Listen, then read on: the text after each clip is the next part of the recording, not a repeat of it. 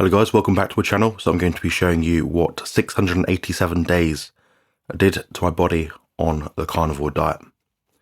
Now, here's what you might have already seen on the thumbnail. As you can see here, make it a bit bigger for you. There we go.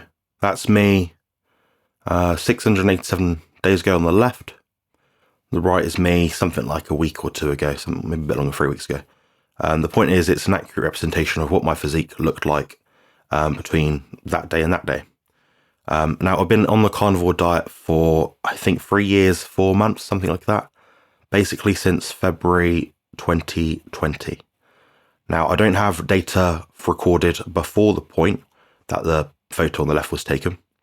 But I did have that measurement. I did have that photo that was taken at that time, 687 days ago, approximately. And this one was on the right, was a couple of weeks ago, like I just said. Anyway, so that is a fair representation of what I do look like now and what I did look like then. Next, so getting to the key details here. So this is a little graph that I've got, which I'm just made off the cuff. It should be a bit bigger now. Maybe not. Okay, never mind. Anyway, so it's 22nd of July 2021, which is the blue bars, and 9th of June, which is today, the time of recording, 2023, which is the red bars. As you can see here, my weight has gone up quite a bit. I came from the back end of a bodybuilding contest prep where I was using performance enhancing drugs. I've since used significantly less and to a lower degree, lower frequency as well. So I want to make this point clear here because I know people will ask and say, oh, it's because you use this. No, I'm actually using much less. There's less in my body. I've not actually used testosterone since 2021 when my last competition was. I've not used that substance. Now here on the right, you can see my body fat. So that's in kilograms. So I think it's important to have as many measurements as you can show because it's important to be transparent and show different numbers basically. So you can see here, like I don't know the exact numbers there on the next sheet, which is where the graph is pulled from. The raw data is pulled from what I'm going to show you in the next sheet. Body fat's gone up, fair enough. You'd expect that if you've gained, I don't know, 6-7 kilos of body weight. It's quite typical. I came from a point as well, like I just mentioned, from a lower body fat. So anyway, fat-free body weight, that's the mass of your body, including organs, bones, but not including fat. So it's what it says on the tin, fat-free. What does my body weigh in the absence of fat? Of course, here you can see as well the bone mass. So that's something which people want to keep on top of, especially as they become older. Now I'm not old enough to really suffer from osteoporosis, osteopenia, sarcopenia, things like that. I'm still active. I'm still doing some things, so I can still maintain that. But that was an interesting stat, which I'll go through later. Now, the fat-free mass index. So this is a number formulated from your weight, I believe, your height, and your body fat. So it says, basically, the higher your fat-free mass index is, the bigger of a person you are. So this is a good indicator that I like to give people to tell them if someone is or is not a natural or enhanced bodybuilder or athlete. You can plug this information yourself into a website. It's something like fatfreemasscalculator.com, something like that. I don't have the link, but you can find it very easily. It's usually the first search term to come up. So look for that, and you can find out who is and who is not natural. My brother, who is natural, he comes out as, I believe, 24 or 25 fat-free mass index. That is the top end of what you might say is natural. And that matches what I see in real life. He is a very muscular individual. Far surpasses 99% of people that I see in the gym in terms of muscle mass. Myself, mine's something like 26, I think, or 27. You can artificially inflate that by using certain substances, adding supplemental creatine into your diet, carb loading. People do that sort of thing. So there's different ways to elevate that sort of number. Anyway, next.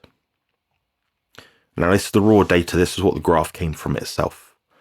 So as you can see here, the weight has gone from 102.4 kilos to 108.9 kilos.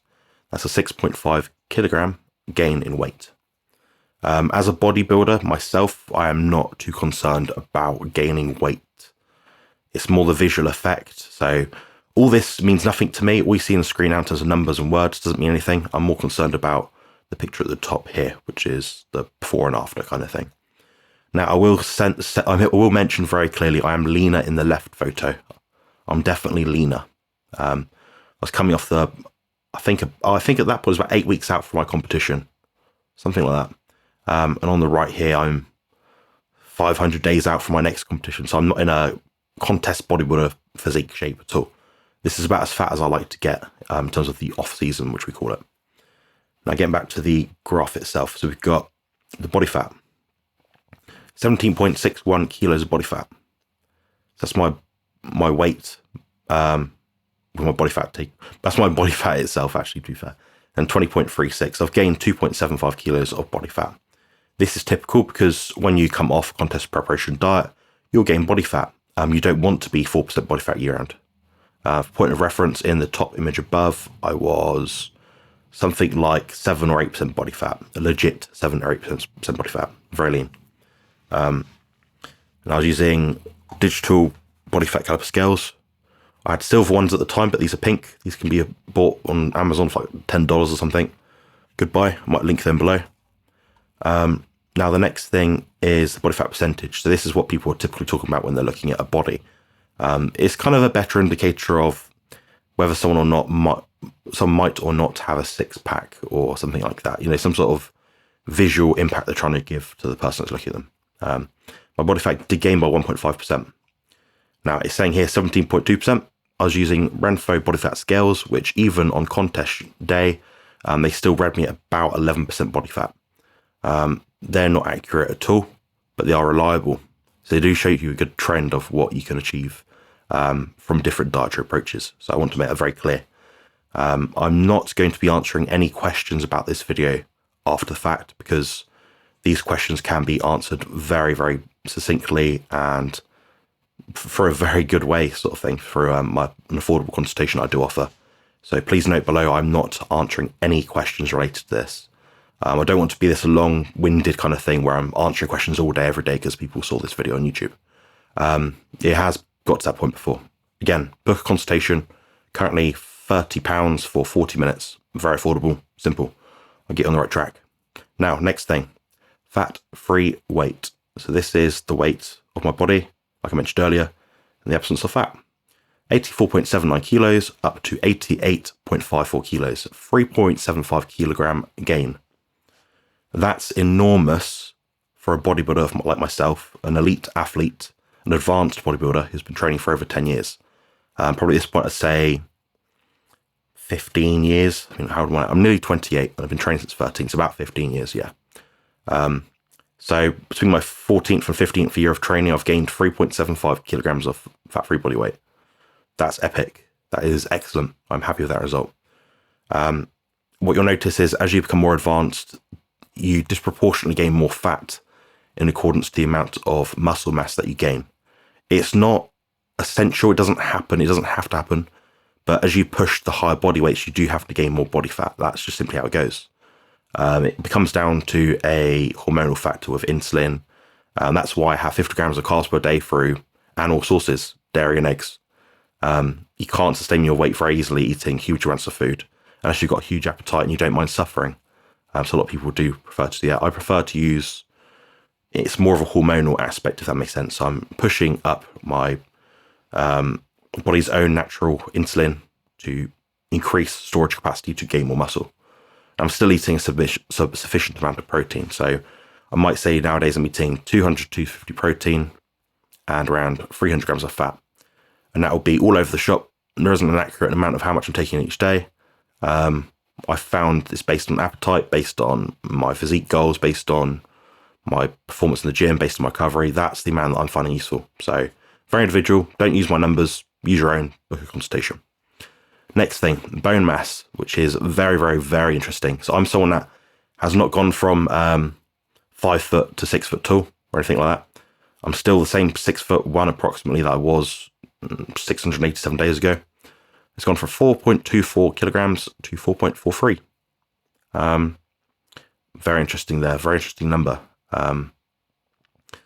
what else is interesting is I've actually been quite sedentary for the last 6 months. I'd have thought that number would go down quite a bit, but it hasn't. But that's basically, it can be explained by Wolff's Law, which is essentially when you have a repeated bout effect on your body, which causes miniature tiny breaks in the bones, in the bone structure formation kind of thing, that will cause an adaptive response where therefore your bone mass will go up. So it's almost like bone density. So think of a Kung Fu master bashing a block over and over again. Eventually their wrists will become a lot stronger. You might see people that do specific tasks, maybe builders.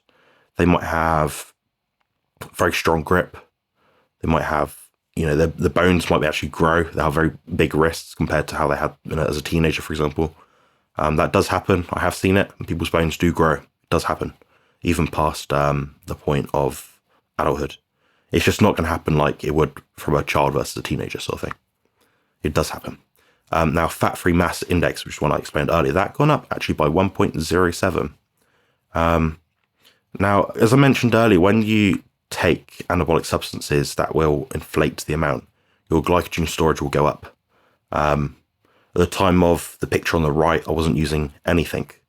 No hormones for my body at the time outside of what my body produced naturally. On the left, I think I was using, was it Deca or testosterone? I can't remember.